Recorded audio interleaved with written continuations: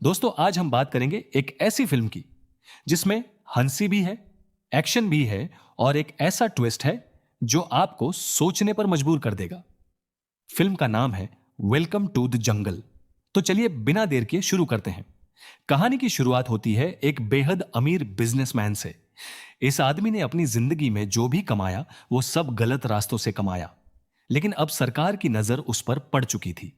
अगर उसने कुछ नहीं किया तो सब कुछ हाथ से निकल जाएगा। घबराहट में वो अपने पूरे परिवार को, अपने वकील को और चार्टर्ड अकाउंटेंट को एक इमरजेंसी मीटिंग के लिए बुलाता है। मीटिंग में बस एक सवाल था, ऐसा कौन सा रास्ता है जिससे पुराने पैसे को कानूनी तरीके से छिपाया जा सके। एक तरकीब यह थी कि कोई ऐसा बिजनेस शुरू किया जाए जिसमें जानबूझकर भारी नुकसान दिखाया जाए ताकि पुराना मुनाफा उसमें एडजस्ट हो सके और टैक्स से बचा जा सके। सभी अपने अपने अजीब आइडिया देते हैं। कोई कहता है 10वीं मंजिल पर पेट्रोल पंप खोलो, तो कोई कहता है ऐसा काम शुरू करो जिसमें पहले दिन से घाटा तय हो। लेकिन कोई भी बात जमती नहीं। तभी परिवार का एक सदस्य एक ऐसा आइडिया देता है कि पहले सब हंस पड़ते हैं, एक फिल्म बनाओ, लेकिन ऐसी फिल्म जो जानबूझकर बुरी तरह फ्लॉप हो। पहले तो सबको यह मजाक लगा, लेकिन जब उसने समझाया कि करोड़ों लगाओ और फिल्म डूब जाए तो सारा पैसा घाटे में दिखाया जा सकता है, यह सुनते ही सबकी आंखों में चमक आ गई। लेकिन एक डर था, अगर गलती से फिल्म हिट हो गई तो फैसला हुआ, फिल्म में ऐसे लोग रखे जाएंगे जिनके रहते हिट होना नामुमकिन हो। अब शुरू हुई तलाश एक ऐसे डायरेक्टर की जिसने जिंदगी में एक भी हिट फिल्म न दी हो, और उन्हें मिल भी गए, देव और दास। इन दोनों का फ्लॉप फिल्मों का रिकॉर्ड इतना शानदार था कि उन्हें देखकर पूरा परिवार खुश हो गया। इतना ही नहीं, कैमरामैन भी ऐसा चुना जिसकी एक आंख ठीक से काम ही नहीं करती थी। बिजनेसमैन ने देव और दास को बताया कि उनके पास 2000 का बजट है।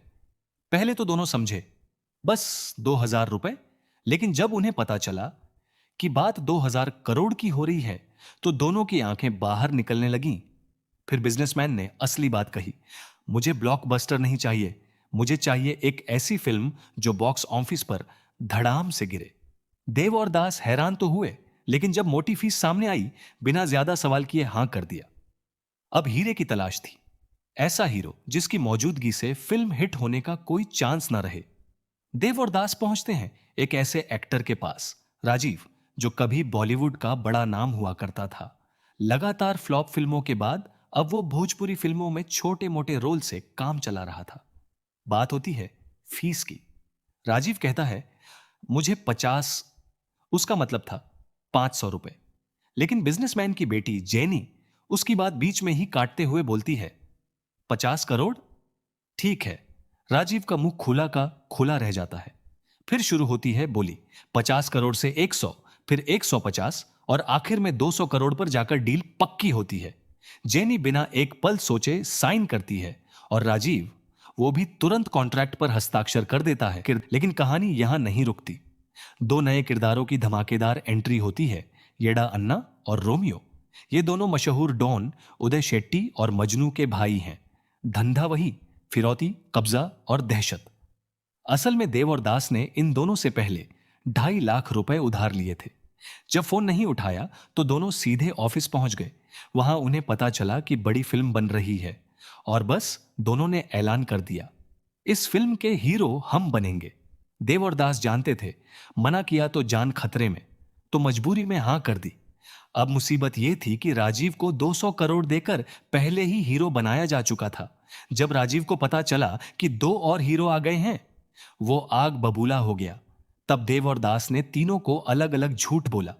राजीव से कहा, आप ही असली हीरो हैं, बाकी दोनों तो बस छोटे मोटे साइड कैरेक्टर्स हैं। अन्ना रोमियो से कहा, आप दोनों ही इस फिल्म के सुपरस्टार हैं, राजीव तो बस एक छोटी सी भूमिका में है। और इसी गलत फहमी के साथ शुरू हो गया एक ऐसा सिलसिला जो आगे जाकर जबरदस्त कॉमेडी और बवाल खड़ा करने वाला था। अब राजीव को एक और झटका मिलता है। उसे पता चलता है कि फिल्म की हीरोइन नादिया है। नादिया कोई और नहीं बल्कि उसकी एक्स गर्लफ्रेंड। यहां फिल्म हमें 5 साल पीछे ले जाती है। उस वक्त राजीव और नादिया बॉलीवुड के सबसे चमकते सितारे थे। दोनों एक दूसरे से बेपनाह मोहब्बत करते थे। एक रात एक ग्रैंड पार्टी में, जहां सभी ने मास्क पहन रखे थे दोनों साथ में नाच रहे थे। तभी नादिया किसी काम से थोड़ी देर के लिए निकल गई। उसी मौके पर दिया नाम की लड़की जो जिरिगी लोगो उष्म ब्यूटीश जो राजीव को पसंद करती थी, लेकिन उसने उसे पहले ही मना कर दिया था। उसने नादिया जैसा ही मास्क पहन लिया और राजीव के पास आ गई। अंधेरे में राजीव को जरा भी अंदाजा ना हुआ। दिया ने उसे किस कर लिया। उसी पल नादिया वापस आई और सब देख लिया। उसे लगा राजीव ने धोखा दे दिया, और जब राजीव को सच पता चला तब तक बहुत देर हो चुकी थी। उस एक गलतफहमी ने दोनों का रिश्ता हमेशा के लिए तोड़ दिया। फ्लैशबैक खत्म। अब वापस वर्तमान में। पूरी स्टार कास्ट तय होने के बाद फिल्म का नाम रखा जाता है welcome to the jungle. Shooting की तैयारी शुरू होती है। पूरी टीम को पहले एक मिलिट्री ट्रेनिंग कैंप में भेजा जाता है, जहां उस्ताद तेजा उर्फ तेजस्विनी सबकी कड़ी ट्रेनिंग लेती है। दिनों की मेहनत के बाद शूटिंग शुरू होती है। खतरनाक एक्शन सीन, हेलीकॉप्टर से स्टंट, सब कुछ प्लान के मुताबिक चल रहा था। लेकिन तभी एक भयंकर गड़बड़ी हो जाती है। करोड़ों रुपए से तैयार किया गया विशाल सेट, जिसमें ब्लास्ट के लिए पहले से विस्फोटक लगाए गए थे, वो समय से पहले ही उड़ जाता है। और सबसे दुखद बात, कैमरा तब तक चालू ही नहीं हुआ था। करोड़ों का सेट बर्बाद, एक भी सीन रिकॉर्ड नहीं। उधर बिजनेसमैन पर भी मुसीबत टूट पड़ती है। घर पर इनकम टैक्स की रेड पड़ती है। अधिकारी लगभग सारा पैसा जब्त कर लेते हैं। अब उसके पास एक ही रास्ता बचा था। वो तुरंत देवदास को फोन करता है। अब फिल्म को हर हाल में हिट करना होगा, वरना सब खत्म। नई लोकेशन की तलाश शुरू होती है। एक स्थानीय आदमी बताता है कि पास में आजादगंज नाम का एक गांव है, बिल्कुल वैसी ही लोकेशन। बिजनेसमैन का फैसला, एक ही दिन में पूरी फिल्म शूट करो। पूरी टीम हेलीकॉप्टर में बैठकर रवाना होने लगती है। लेकिन रवाना होने से पहले वही स्थानीय आदमी रोकता है। उस गांव में जाना इतना आसान नहीं, वहां एक बड़ा खतरा है। शुरू में किसी ने ध्यान नहीं दिया, लेकिन जब वो बताने लगा, सबने सुना। वो बोला, आजादगंज पर एक खूंखार आतंकवादी जतारा का कब्जा है। वो जोया नाम की एक औरत को जबरन अपने साथ ले जाना चाहता है। जोया ने हमेशा उसका विरोध किया। जतारा ने उसके पति शोए को इसीलिए मार डाला था ताकि जोया टूट जाए। लेकिन जोया झुकी नहीं। गुस्से में जतारा ने पूरे गांव पर जुल्म ढाए। जाते जाते जोया से कहा, एक दिन तुम खुद मेरे साथ आओगी। जोया ने आंखों में आंखें डालकर जवाब दिया, वो दिन कभी नहीं आएगा। यह सुनकर देवदास हंस दिए। बोले, हमारी शूटिंग तो सिर्फ एक दिन की है, जतारा उसी दिन कहां से आएगा। और पूरी टीम आजादगंज की तरफ उड़ चली। उन्हें जरा भी अंदाजा न था, यही लापरवाही उनकी जिंदगी की सबसे बड़ी गलती साबित होने वाली थी। उधर आजादगंज में जतारा के जाने के बाद पूरा गांव खामोश और डरा हुआ था। जोया ने आसमान की तरफ देखकर दुआ मांगी, या मौला, हमारी मदद के लिए किसी को भेज दे। और जैसे दुआ कबूल हो गई हो, उसी वक्त आसमान में हेलीकॉप्टर दिखा। लेकिन दूसरी तरफ जतारा के दो मुखबिरों ने हेलीकॉप्टर देख लिया था। उन्होंने फौरन जतारा को खबर दी। जतारा का आदेश आया, जो बम है अभी फेंको, किसी को जिंदा मत छोड़ना। बम फेंके गए। जोरदार धमाका हुआ। लेकिन किस्मत अच्छी थी, पूरी टीम बच गई। जब सभी हेलीकॉप्टर से उतरे, राजीव, अन्ना, रोमियो, जेनी, नादिया, सबने सोचा यह तो शूटिंग का ही हिस्सा है। देवदास ने भी यही कहा, रियलिस्टिक सीन के लिए ऐसा किया। हालांकि उन्हें खुद भी नहीं पता था कि असल में क्या हुआ। गांव में पहुंचते ही गांव वाले खुशी से दौड़ पड़े। उन्हें लगा भारतीय सेना आ गई। उधर जतारा ने मेजर विक्रम सिंह को फोन किया और धमकी दी, शाम 5:30 तक मेरी मांगे पूरी हो जाए, वरना गांव वालों को वैसे ही खत्म कर दूंगा जैसे उन फौजियों को किया। मेजर विक्रम सिंह हैरान, उसने तो किसी को भेजा ही नहीं था। तो वहां पहुंचा कौन? फिल्म की टीम को पहले से बताया गया था कि गांव वाले थिएटर आर्टिस्ट हैं जो फिल्म में काम करेंगे। इसीलिए जब जोया ने शिकायत की, इतने दिनों बाद आए हो मदद के लिए, राजीव और बाकी सब ने उसे शानदार एक्टिंग समझ लिया। तभी उनकी नजर एक आदमी पर पड़ी जिसे कुएं के पास रस्सियों से बांध कर रखा गया था। गांव वालों ने बताया, उसने जतारा की मर्जी के बिना उस कुएं का पानी पी लिया था। जतारा ने उसे सबके सामने बांध दिया ताकि आगे कोई हिम्मत न करे। अन्ना को लगा यह सब स्क्रिप्ट का हिस्सा है।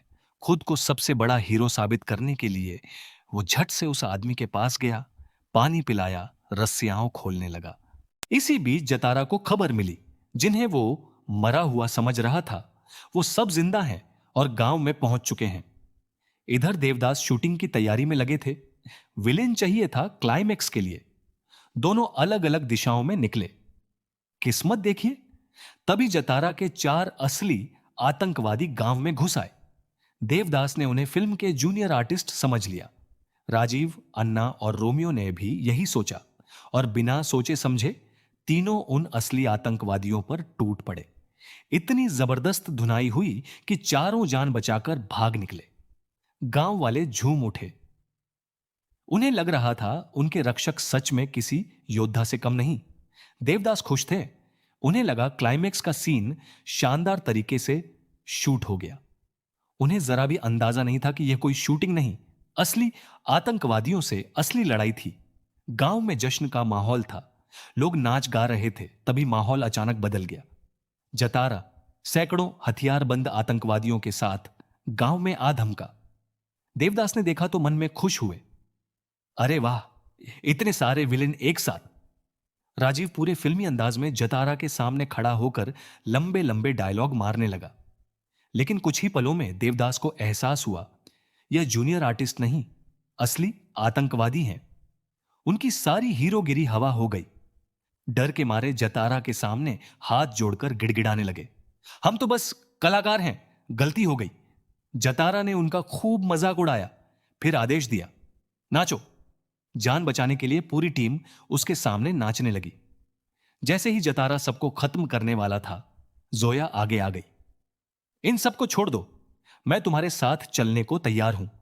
अपने गांव और इन अनजान लोगों की जान बचाने के लिए उसने खुद को कुर्बान करने का फैसला कर लिया। जतारा मान गया। सबको गांव छोड़ने का आदेश दिया। जाते जाते जोया को धमकी दी, शाम तक तैयार रहना। सभी वापस जाने लगे। लेकिन तभी अन्ना और रोमियो ने साफ मना कर दिया, जिस लड़की ने हमारी जान बचाने के लिए खुद को दांव पर लगा दिया, उसे हम इस हाल में नहीं छोड़ सकते।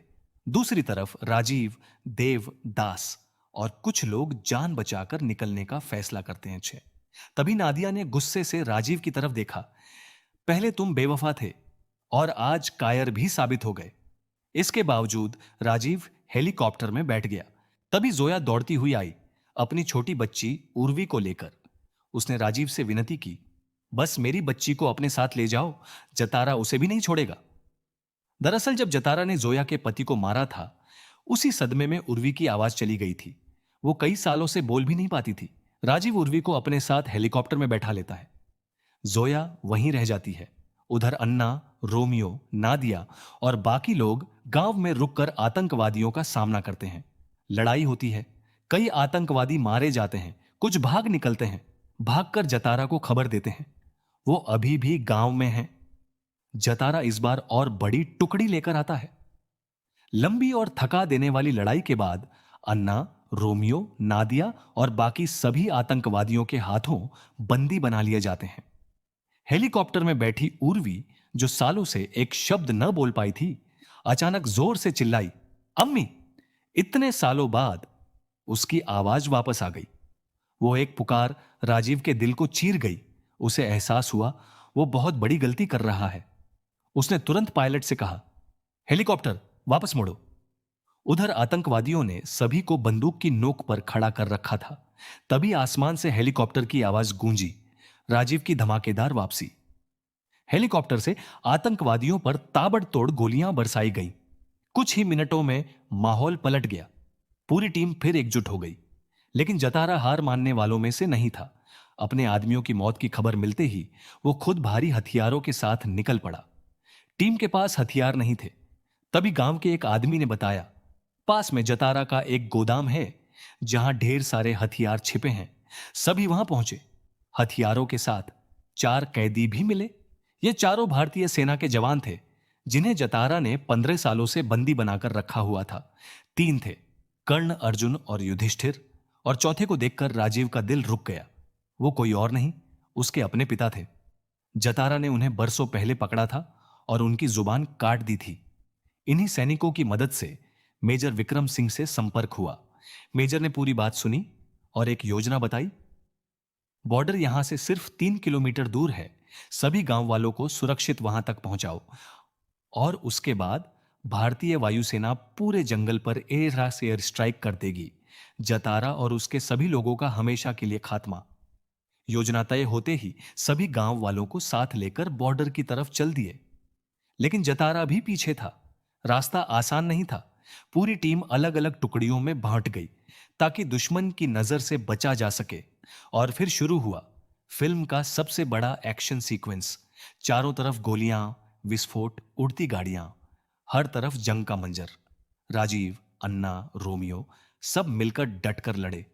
बड़ी मुश्किल से लड़ते लड़ते पूरी टीम बॉर्डर के करीब पहुंची। तभी एहसास हुआ उर्वी उनके साथ नहीं है। भागते वक्त वो जंगल में पीछे रह गई थी। उसी वक्त राजीव के पिता, जो बरसों की कैद में भी टूटे नहीं थे, उन्होंने उर्वी को ढूंढ लिया। लेकिन तभी जतारा भी वहां पहुंच गया। जतारा उर्वी पर हमला करने वाला था। राजीव के पिता बिना एक पल सोचे उसके सामने खड़े हो गए। उन्होंने उर्वी को इशारा किया, बिना पीछे देखे भाग जाओ। उर्वी दौड़ पड़ी और राजीव के पिता अकेले जतारा का सामना करने लगे। दोनों के बीच भयंकर हाथापाई और गोलीबारी। कोई पीछे नहीं हटा। तभी आसमान गूंज उठा। भारतीय वायुसेना की एयर स्ट्राइक शुरू हो गई। एक के बाद एक जोरदार धमाके। भागने की कोशिश में लगा जतारा एयर स्ट्राइक की चपेट में आ गया। एक भयानक विस्फोट और उसी के साथ इस खूंखार आतंकवादी का हमेशा के लिए अंत। कुछ देर बाद सभी सुरक्षित बॉर्डर पर पहुंचे। लेकिन वहां पहुंचकर जोया और राजीव दोनों टूट गए। जोया को लगा उर्वी नहीं रही। राजीव को यकीन था 15 साल बाद मिले पिता फिर हमेशा के लिए चले गए। दोनों की आंखों में आंसू। तभी सामने से उर्वी दौड़ती आई। जोया ने उसे गले लगाया। टूटी मां जुड़ गई और राजीव अभी भी रो रहा था। पीछे से एक आवाज आई, इतना क्यों रो रहे हो? राजीव पलटा। सामने उसके पिता, बिल्कुल सुरक्षित। राजीव दौड़कर उन्हें गले लग गया। तभी मेजर विक्रम सिंह अपनी टीम के साथ वहां पहुंचे। ऑपरेशन की सफलता पर सभी ने एक दूसरे को बधाई दी। अब जेनी ने नादिया को सारी सच्चाई बताई। उसने समझाया, सालों पहले उस पार्टी में जो हुआ वो राजीव की बेवफाई नहीं थी, वो सिर्फ एक गलतफहमी थी। राजीव को लगा था कि मास्क पहनने वाली नादिया ही है। उसे नहीं पता था कि दिया ने जानबूझकर उसी जैसा मास्क और कपड़े पहन लिए थे। सच सुनकर नादिया की आंखें भर आईं। उसने राजीव से माफी मांगी। सालों पुरानी गलतफहमी हमेशा के लिए खत्म। और आखिर में पूरी टीम वापस लौटकर अपनी फिल्म पूरी करती है। वो फिल्म जिसे जानबूझकर फ्लॉप बनाने की कोशिश की गई थी, रिलीज होते ही जबरदस्त सुपरहिट बन जाती है। जिस नुकसान की उम्मीद में यह पूरा खेल शुरू हुआ था, आखिर में उसी फिल्म ने सबकी किस्मत बदल दी। तो दोस्तों, यह थी वेलकम टू द जंगल की पूरी कहानी। अगर यह वीडियो आपको पसंद आया हो तो लाइक जरूर करें, चैनल को सब्सक्राइब करें और कमेंट में बताइए कि इस फिल्म का आपका पसंदीदा किरदार कौन था।